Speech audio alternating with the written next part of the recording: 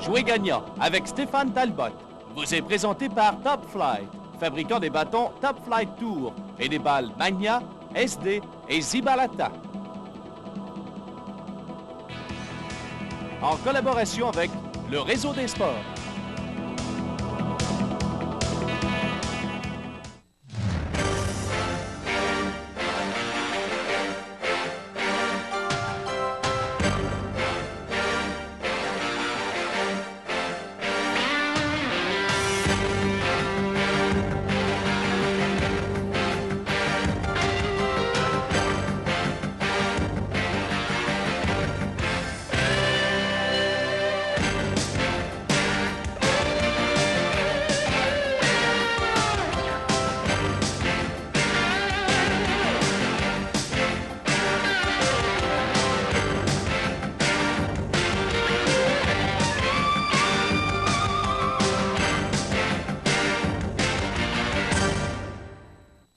Jouez gagnant avec Stéphane Talbot. Stéphane Talbot est âgé de 28 ans, golfeur professionnel depuis une dizaine d'années. Il a petit à petit gravi les échelons pour devenir l'un des meilleurs golfeurs au Québec. Le nom de Talbot est reconnu et respecté partout au pays. Il est synonyme de caractère, de détermination et de ténacité. C'est en 88, à l'âge de 21 ans, qu'il a mérité sa première victoire professionnelle lors d'un tournoi disputé à Sherbrooke. Par la suite, le talentueux golfeur a ajouté plusieurs victoires à son palmarès. Les titres de champion du Nord de l'Ontario à 2 reprises, champion des pros du Québec et vainqueur à l'Omnium de Moncton en 1992. Il sera d'ailleurs honoré en 92 et en 93 comme golfeur de l'année au Québec. La saison 94 restera longtemps gravée dans la mémoire de Stéphane Talbot pour plusieurs raisons, mais surtout pour sa spectaculaire victoire lors de l'Omnium du Québec présenté sur les allées du club de Dorval. Talbot en a impressionné plusieurs par sa témérité et son désir de vaincre face à un contingent de golfeurs de haut niveau. Et Stéphane Talbot n'a pas encore atteint son apogée. Nul doute qu'il n'a pas fini de faire parler de lui.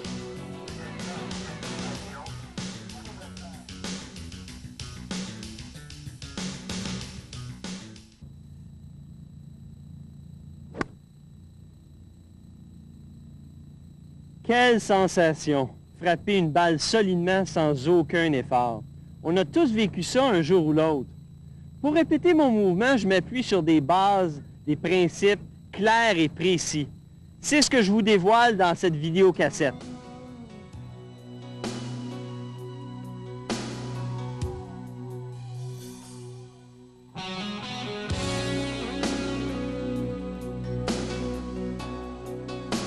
Mon approche très simple m'a permis de remporter plusieurs tournois sans toutefois posséder un élan parfait. J'ai compris avec l'expérience de la compétition qu'il était préférable d'améliorer la qualité de mes mauvais coups plutôt que d'essayer d'être parfait.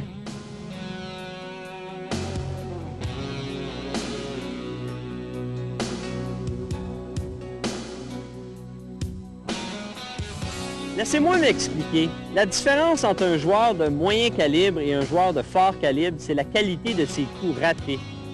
Le coup parfait n'existe pas, alors il est préférable de travailler sur un élan qui vous apportera régularité et ainsi abaissera vos pointages. Avec tous les trucs inclus dans cette vidéocassette, je suis convaincu que vous y parviendrez et que votre approche du golf sera maintenant la bonne. Alors si vous êtes prêts, allons travailler.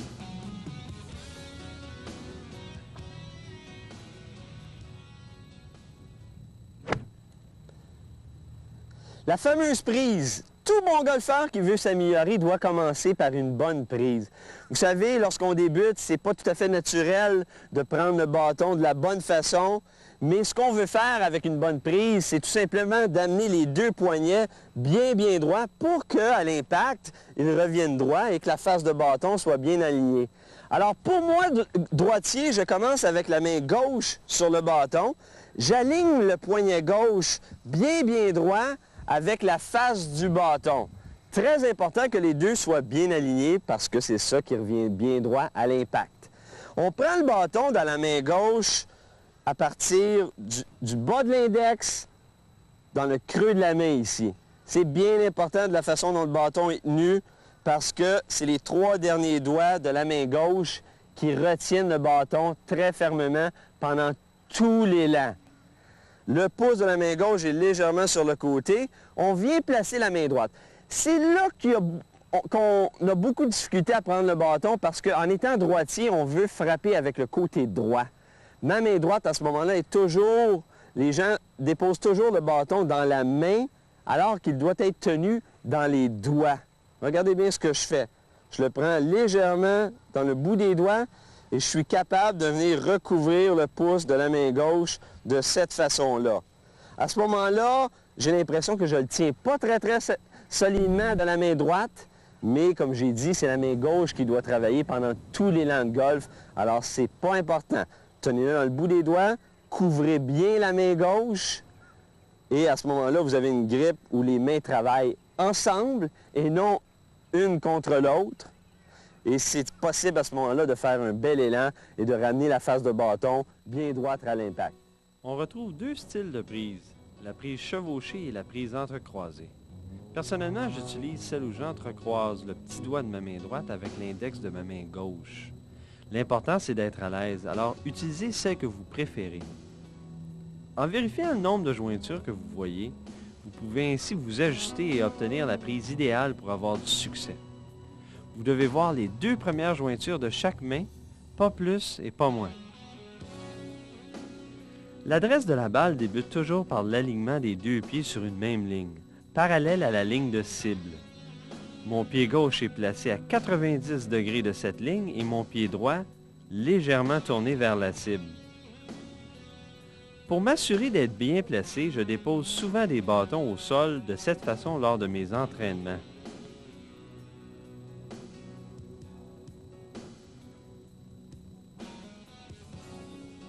Afin de générer beaucoup de puissance, je me dois d'effectuer un bon transfert de poids. C'est pour ça que je dois écarter les pieds égales à la largeur des épaules pour que mon centre de gravité demeure toujours à l'intérieur de mes deux pieds pendant tout mon mouvement. On entend souvent dire qu'il faut fléchir les genoux en ayant l'impression de s'asseoir pour prendre une bonne position.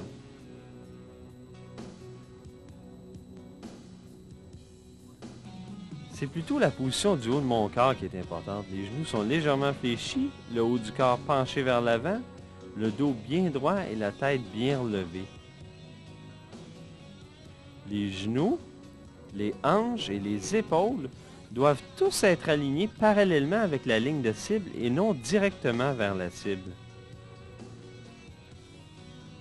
À partir de cette position, vous devez laisser tomber les bras tout à fait naturellement pour prendre le bâton. Il ne faut pas oublier que pour moi, droitier, le bâton est l'extension de mon bras gauche. Lorsque votre bâton est par terre, le haut du bâton doit pointer l'intérieur de votre cuisse gauche plutôt que le centre de votre corps.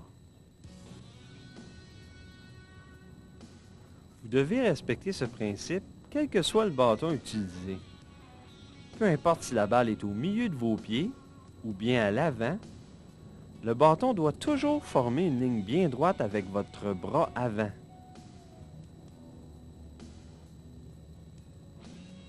Le bâton doit se retrouver à une distance égale à une main de la cuisse, distance normale pour tous vos bâtons. Il ne reste plus qu'à bien lever la tête afin que vous puissiez bien amorcer votre élan arrière. Voilà une bonne position qui facilitera l'exécution de votre élan.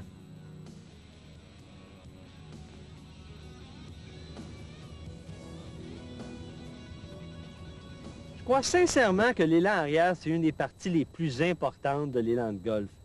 Vous savez, la descente est toujours une réaction de la montée arrière. Alors, il faut prendre absolument le temps d'aller bien se placer et ça détermine le tempo de tout l'élan. Ce qu'il faut éviter à tout prix, c'est d'amorcer le mouvement avec les mains, parce que cela limite beaucoup la rotation des épaules. J'essaie plutôt de débuter mon élan en tournant mon épaule gauche. J'ai donc l'impression que mes mains ne sont pas utilisées jusqu'à la hauteur de ma taille.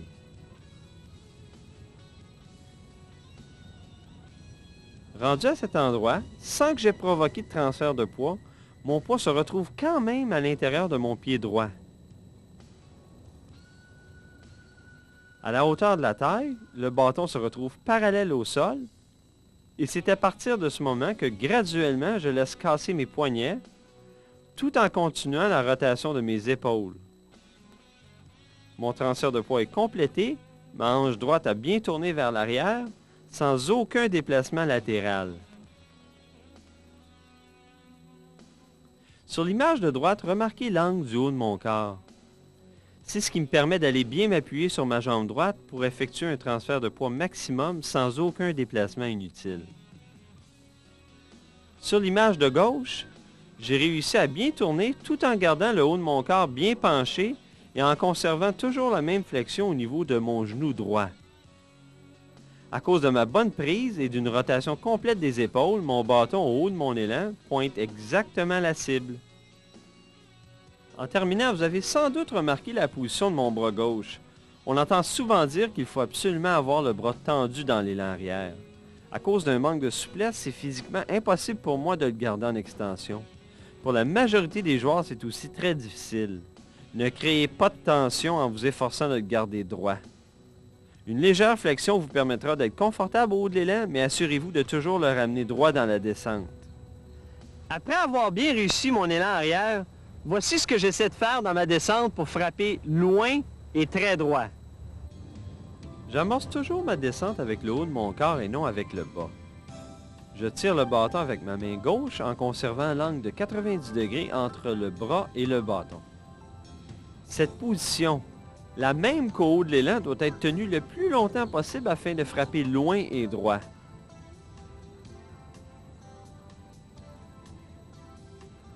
Quand ce mouvement est bien exécuté, la tête du bâton se retrouve derrière les mains à la hauteur de la taille. Position si importante pour éliminer toute slice ou si vous préférez une trajectoire de gauche à droite. Votre poids doit en même temps retourner sur le côté gauche pour qu'à l'impact, vous soyez bien appuyé sur votre pied gauche et que très peu de poids soit encore vers l'intérieur du pied droit.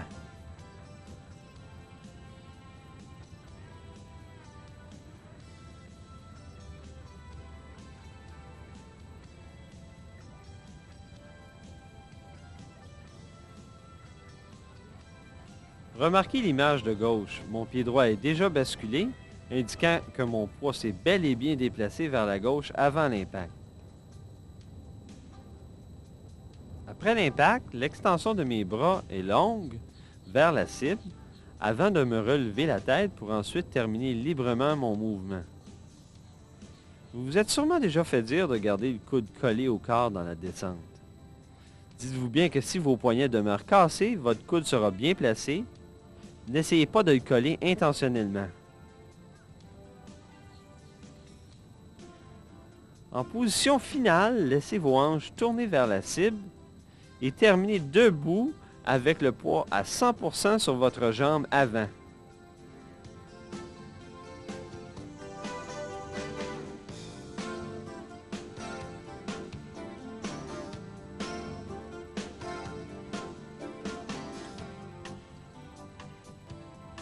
Alors voilà un élan complet, très simple, mais aussi très répétitif.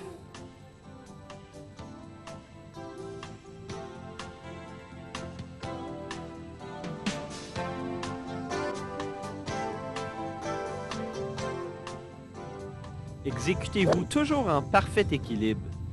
C'est définitivement la chose la plus importante.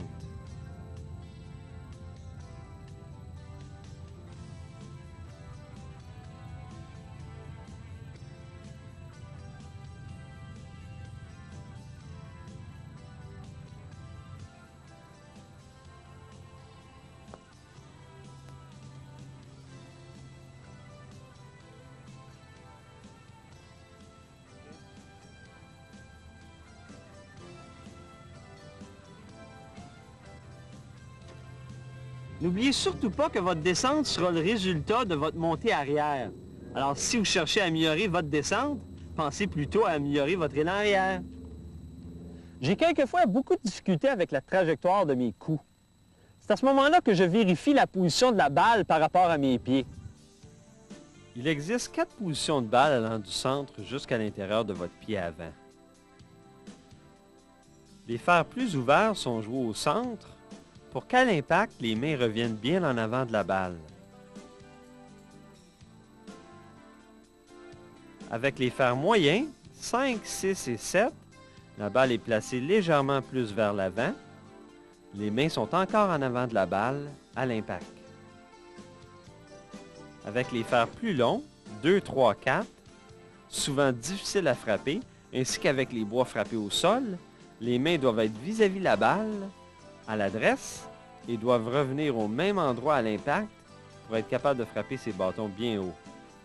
Finalement, avec le bois 1, les mains sont derrière la balle et reviennent à l'impact, toujours derrière la balle, pour frapper la balle en remontant.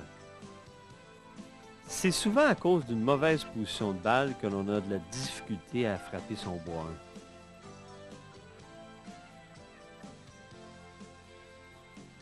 Placez toujours des bâtons comme ça pendant vos pratiques. Ça vous aidera à améliorer votre alignement et à retrouver une bonne position de balle. Le bois 1, le fameux bois 1, vous savez, c'est le bâton que je préfère frapper. C'est très facile de frapper un bois 1 parce que la balle est sur un tee, elle n'est pas par terre. C'est le seul bâton qui, plutôt que d'être frappé en descendant, est frappé en remontant. Alors, c'est pour ça que c'est si facile. Donc, lorsque la balle est placée si basse sur le tee, vous êtes obligé de l'attaquer en descendant comme un fer. Votre bois 1 qui possède entre 9 et 11 degrés d'angle doit absolument être frappé de bas en haut afin d'accentuer cet angle pour pouvoir frapper plus haut, plus loin et aussi plus droit. La seule façon que vous puissiez frapper en remontant, c'est d'avoir la balle bien placée à l'intérieur de votre pied avant, avec le haut du corps derrière la balle et la tête placée au centre des pieds et non vis-à-vis de la balle.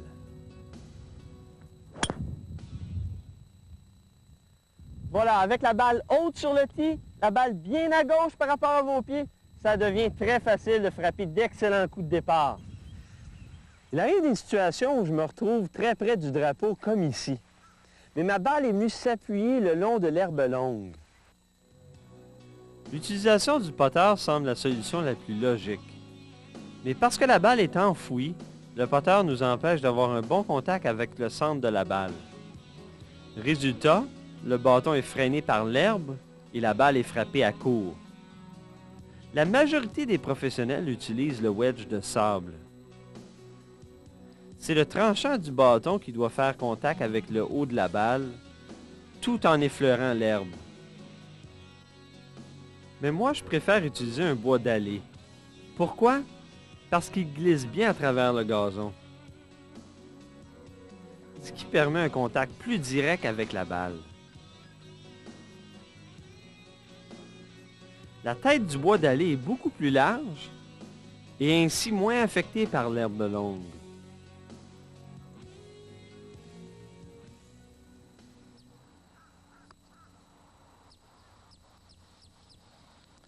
N'oubliez pas, c'est sûrement avec ce bâton-là que vous aurez les meilleurs résultats et que vous serez capable de prévoir la bonne distance.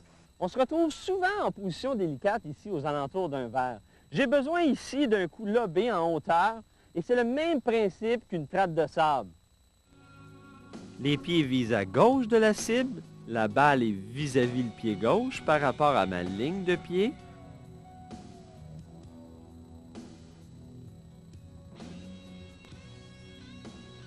Mon wedge de sable est bien ouvert, la face du bâton vise à droite du drapeau. Position tellement ouverte que le bâton est presque à plat au sol.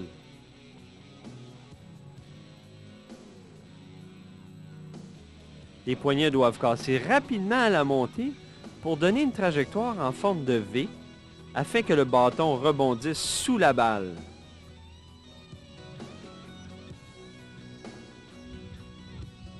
N'oubliez pas, même si ça demeure un coup délicat, ça demande quand même un élan complet.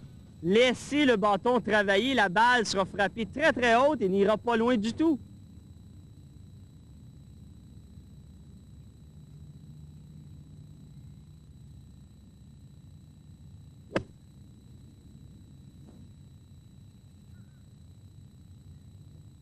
Plusieurs joueurs utilisent fréquemment le même bâton pour effectuer tous leurs coups d'approche roulés. C'est une grave erreur. Ce qu'il faut faire, c'est utiliser le même élan, la même technique, mais changer de bâton pour faire face à toutes les situations. J'aime utiliser la même technique que celle des coups roulés, en conservant un triangle parfait avec mes bras et mes épaules pendant toute la durée de l'élan. Pour ce coup, l'utilisation des poignets est quasi inexistante. Ma position de base est plus relevée et je me retrouve plus près de la balle.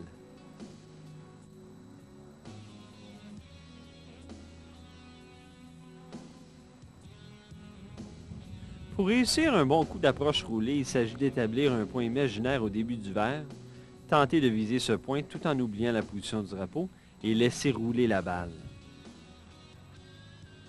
Le choix du bâton est très important. Plus l'angle est ouvert, moins la balle roulera.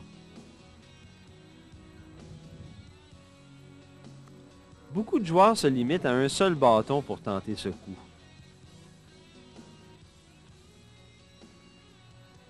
N'hésitez pas à varier et à utiliser un bâton avec un angle plus fermé. Les résultats seront meilleurs. En expérimentant de cette façon, vous réussissez à déterminer quel bâton utiliser.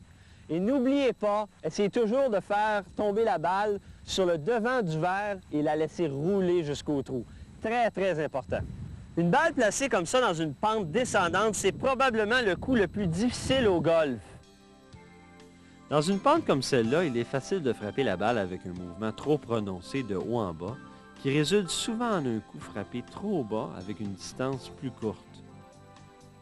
Pour compenser, on peut être porté à s'appuyer sur l'autre jambe et essayer de frapper la balle en remontant, mais ce n'est pas la solution. De cette façon, le bâton touche souvent le sol avant l'impact, ou le bâton frappe le haut de la balle et le coup est complètement raté. Il faut simplement garder le corps perpendiculaire à la pente. Vérifier particulièrement le niveau des épaules, effectuer un élan normal et placer la balle plus près du pied qui est plus haut et utiliser un bâton à angle plus ouvert.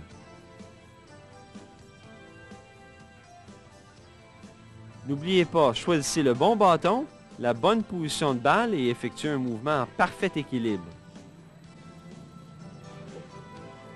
Le coup en montant peut sembler facile à première vue. Comme dans une pente en descendant, je dois demeurer perpendiculaire à la pente.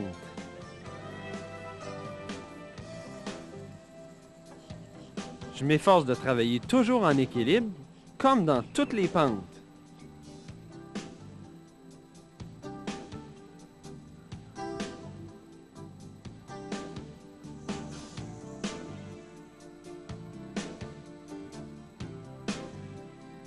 Il est important de ne pas s'appuyer vers le haut de la pente, mais de répartir son poids également sur les deux pieds.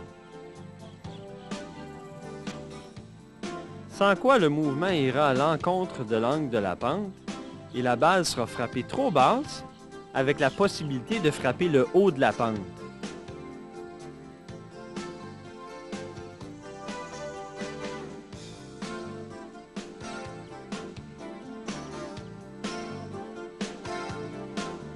Avec une bonne position, effectuez un élan normal avec un bâton plus fermé pour annuler l'effet de la pente et ainsi obtenir la bonne distance.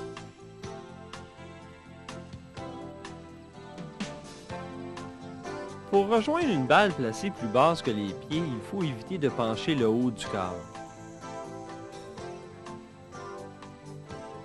Il faut fléchir les genoux plus qu'à l'habitude, tout en gardant le haut du corps dans une position normale, avec le dos bien droit.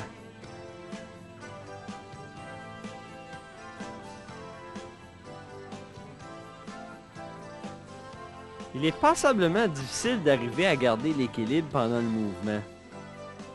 Alors pensez beaucoup à la flexion des genoux pendant votre élan, et n'oubliez pas que dans cette position, une trajectoire de slice ou de gauche à droite, si vous préférez, est à prévoir. Alors visez en conséquence. Encore une fois, quand la balle est placée dans une pente comme celle-là, plus haute que mes pieds, l'important c'est de garder l'équilibre. L'équilibre provient des jambes, alors commençons par le bas du corps. Mes jambes doivent être plus tendues que normalement. Le poids qui est naturellement porté à se retrouver sur mes talons doit être redistribué sur l'avant de mes pieds. Je prends le bâton plus bas sur la prise pour ne pas frapper dans le sol à l'impact. Et c'est très important de comprendre qu'à cause de la pente, le plan de mon élan, ou la trajectoire si vous préférez, est plus couché qu'un élan normal.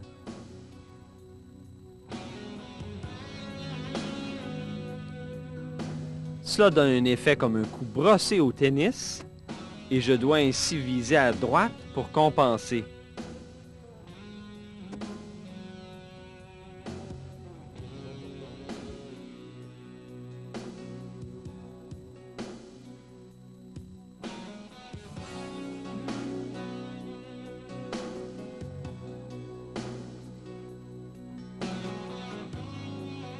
Effectuez plusieurs élans de pratique et assurez-vous encore d'effectuer votre mouvement en parfait équilibre.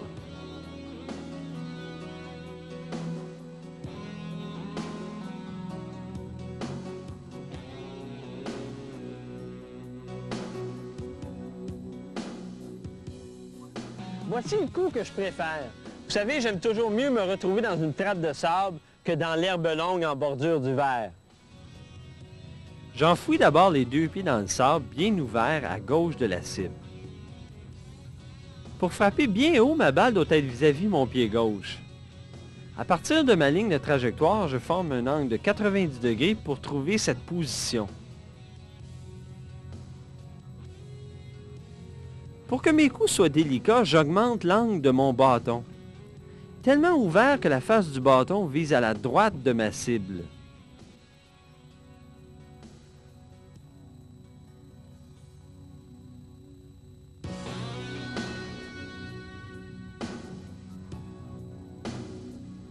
Dans une fosse, le travail de mes mains est différent que lors d'un coup régulier. J'utilise plus rapidement mes poignets. Mon élan arrière est légèrement plus court selon la distance du coup à jouer. Et dans ma descente, je retiens mes poignets pour garder la face du bâton ouverte, même après l'impact. Cette sensation au niveau du mouvement est très importante. Par la suite, mon élan se termine toujours très haut, sans quoi la balle ne sort presque jamais. Vous savez, le principe dans une fosse près du verre, c'est de faire passer la tête du bâton sous la balle, sans qu'il n'y ait de contact entre les deux, et que ce soit seulement le sable soulevé qui fasse sortir la balle délicatement et très haute.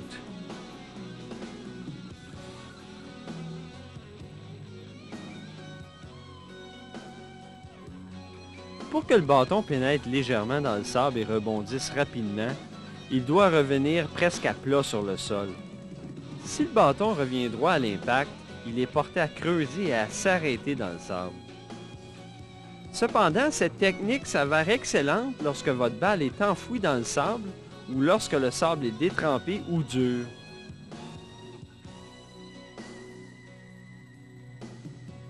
De façon à vérifier à quel endroit mon bâton pénètre dans le sable, je me suis habitué lors de mes pratiques à toujours faire une ligne sur le sable. Cette ligne est placée 1 à 2 pouces derrière la balle, selon si le sable est détrempé ou sec. Je me concentre donc sur cette ligne plutôt que directement sur la balle.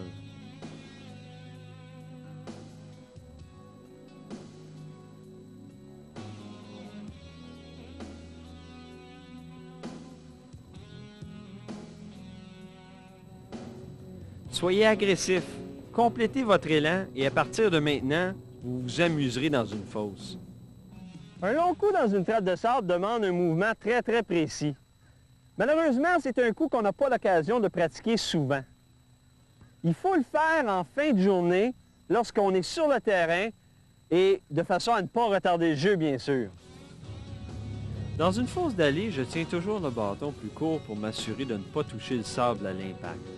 J'enfouis légèrement les pieds pour demeurer stable et j'utilise très peu le bas de mon corps pendant mon mouvement.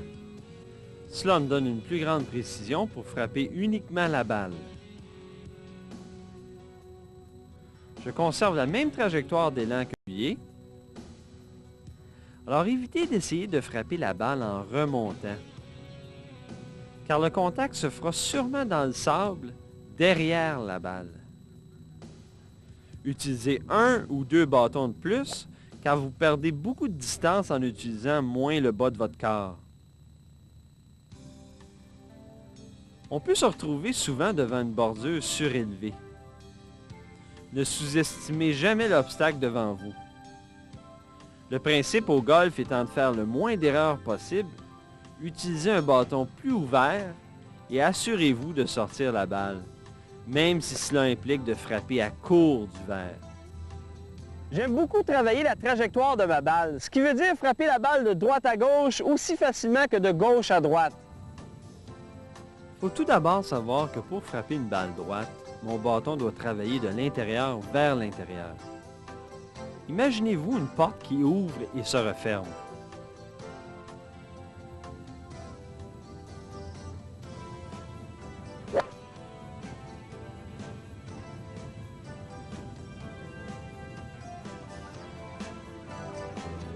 Pour faire tourner la balle de droite à gauche, je vise à droite et je tourne le bâton entre mes doigts pour fermer l'angle du bâton et ainsi donner la trajectoire voulue.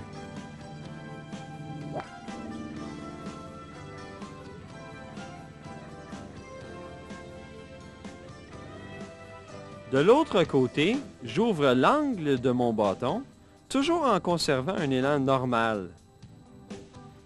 Évitez de changer votre mouvement pour travailler la balle. Changez plutôt votre position de base avant de vous exécuter. Gardez les choses alors plus simples. Vous aurez ainsi du succès.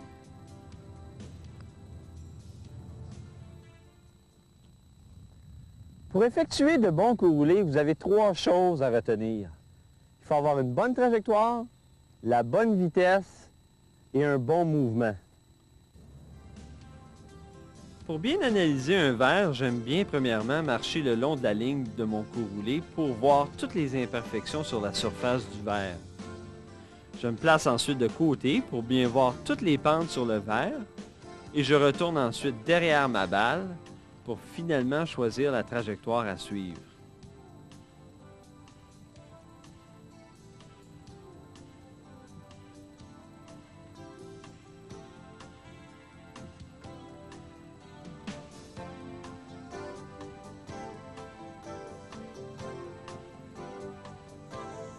Retenez toutefois que la vitesse à laquelle vous allez frapper la balle déterminera votre trajectoire finale.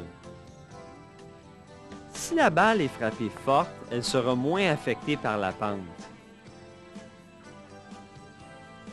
Si la vitesse est plus lente, la balle courbera beaucoup plus.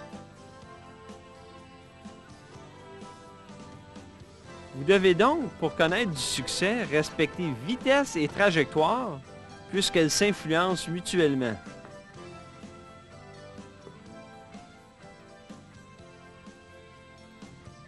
Au niveau de l'alignement, je me place les 2 pieds sur une même ligne et je m'assure d'amener les 2 yeux au-dessus de la balle pour bien voir ma trajectoire.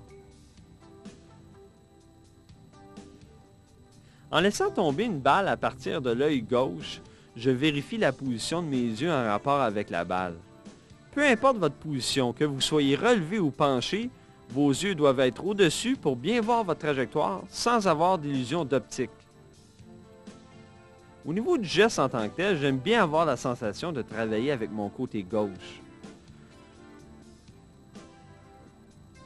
Toutefois, il ne faut pas oublier que le mouvement du coup roulé demeure un mouvement de balancier, où le triangle formé par les bras et les épaules se déplace de bas en haut. Il faut être capable d'éliminer tout mouvement au niveau des poignets si on veut être efficace.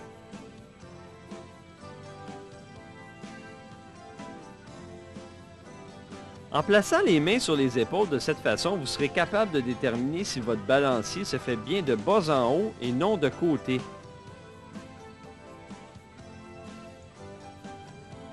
N'oubliez pas, uniquement le triangle doit se déplacer pendant votre mouvement.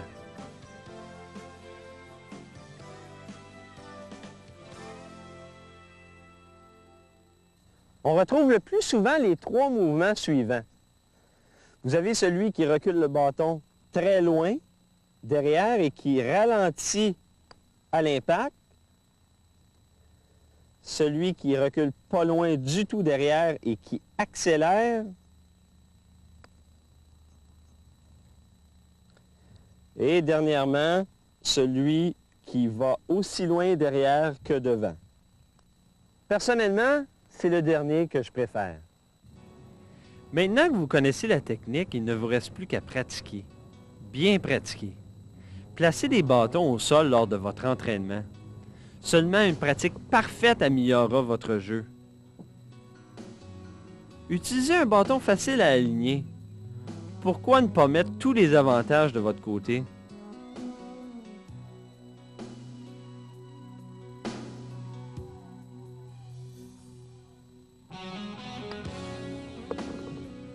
Quand vient le temps de choisir mes outils de travail, je recherche toujours des bâtons avec des caractéristiques bien particulières.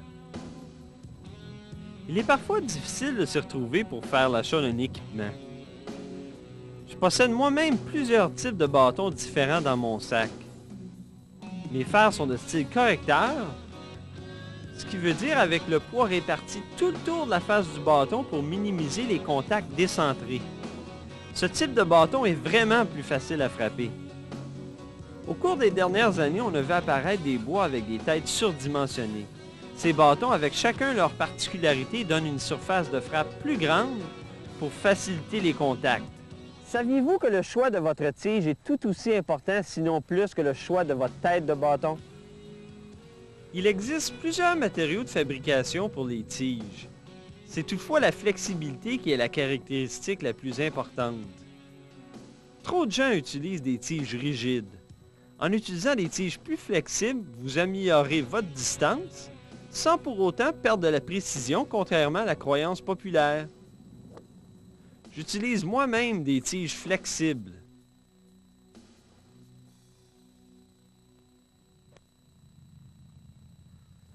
Alors, utilisez des tiges plus flexibles et laissez le bâton travailler par lui-même. Résumons maintenant les principaux secrets de Stéphane Talbot qui lui permettent de jouer gagnant. D'abord la prise. Stéphane place ses mains bien parallèles naturellement pour ainsi avoir les poignets bien droits. Il aligne parfaitement la face du bâton. Ceci lui évite à l'impact d'ouvrir ou de refermer la tête du bâton.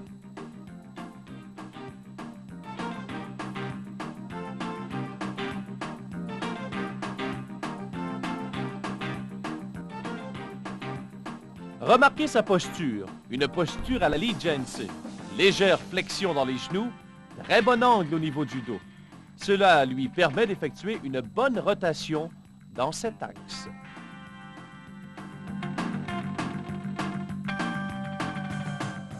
Stéphane ne néglige jamais la position de sa balle pour obtenir de la régularité, surtout avec son bois 1. Une bonne position assure de frapper d'excellents coups de départ.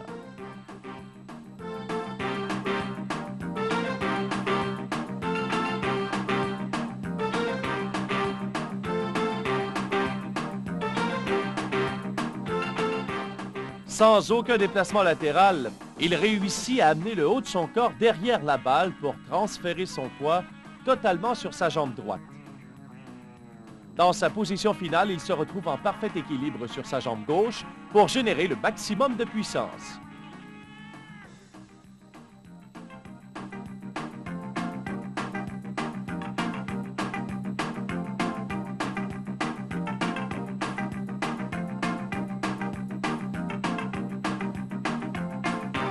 L'angle de son poignet. Stéphane amorce sa descente en pensant uniquement à l'angle de son poignet gauche. Remarquez, il essaie de garder cette position le plus longtemps possible pour ensuite, très tard dans la descente, relâcher les poignets et ainsi frapper très loin. Plutôt que de penser à ne pas lever la tête avant l'impact, Stéphane aime sentir l'extension de son bras droit vers la cible avant de se retourner et de terminer très loin.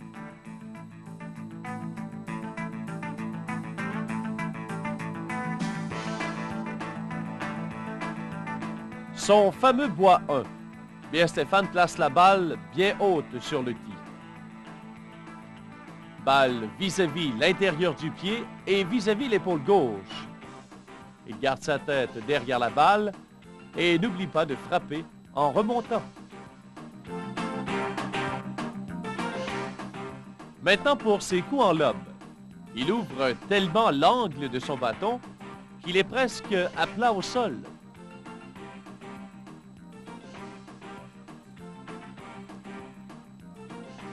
Il y va par la suite d'un élan complet. Il est bien important de terminer l'élan. La balle sera ainsi frappée en hauteur.